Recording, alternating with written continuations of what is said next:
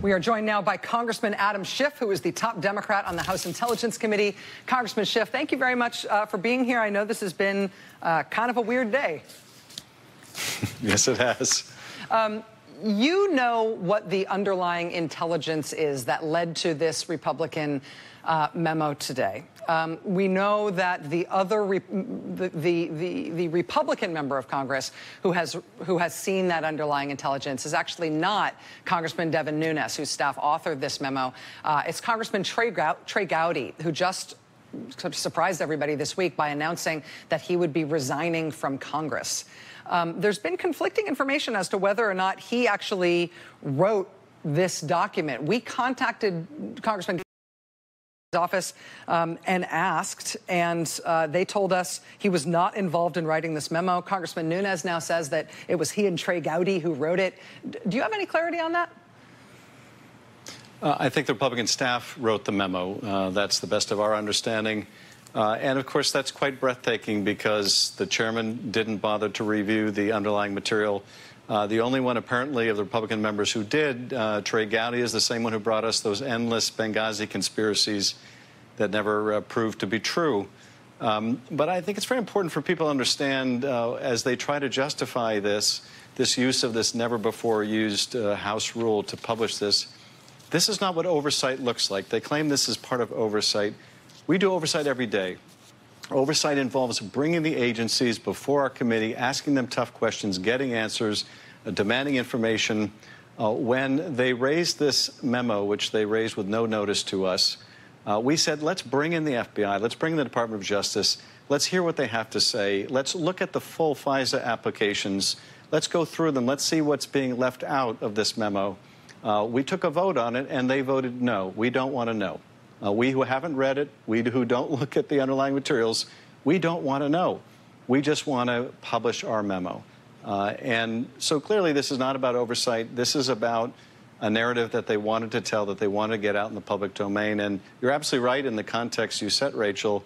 I would just add one other thing to that timeline. This all began on March 20th when James Comey testified before our committee in the first open hearing and revealed for the first time there was a counterintelligence investigation going on of the Trump campaign. We on the committee, the Democrats, laid out, I think, a very powerful case for why a thorough and objective investigation needed to be done. The Republicans later told me they viewed that hearing as an utter disaster, as did the White House. Now, is that a disaster? It's only disaster if you view your job as basically protecting the president and not finding out the truth.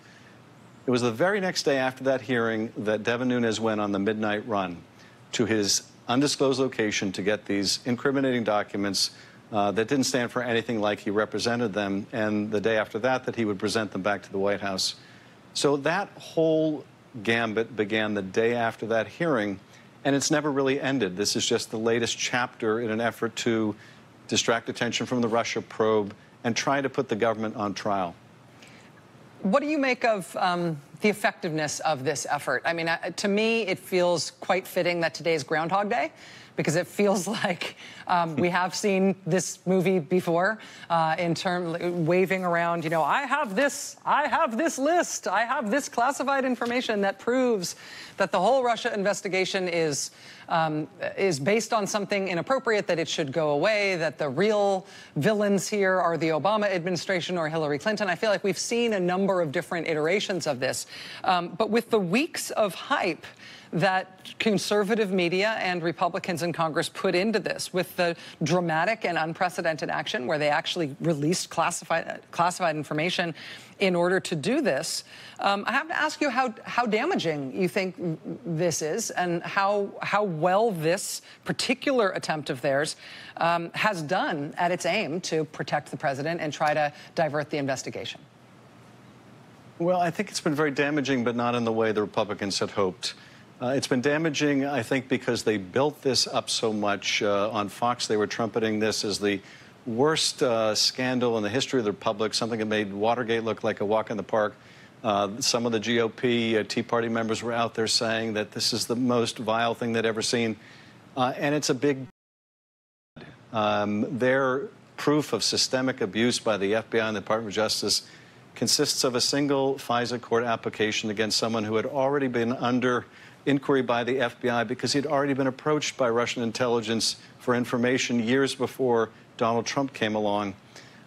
But the real damage they have done is they have damaged the relationship between our committee and the intelligence community. In the future, the intelligence community is going to be very wary about sharing information with us because they won't trust us to be responsible stewards of it. And sources of information are going to dry up. If you have a neighbor next door who's buying a lot of fertilizer and it seems odd to you because they don't have a yard, are you going to think twice before calling the FBI? Because if they get a search warrant for your neighbor and something is politicized, the political winds change, and there's an investigation, your identity is going to be revealed because you really can't trust that this is going to be kept confidential anymore. There's a reason why this process has never been used before. But even so, the process presumed that the President of the United States, who has a veto over this, would be a responsible person who would have the interests of the nation at heart. And, of course, that's not what we have here. Congressman Adam Schiff, the top Democrat on the House Intelligence Committee, currently engaged in a fight to have the Democratic rebuttal memo to this declassified and released. Sir, please keep us apprised. Thank you.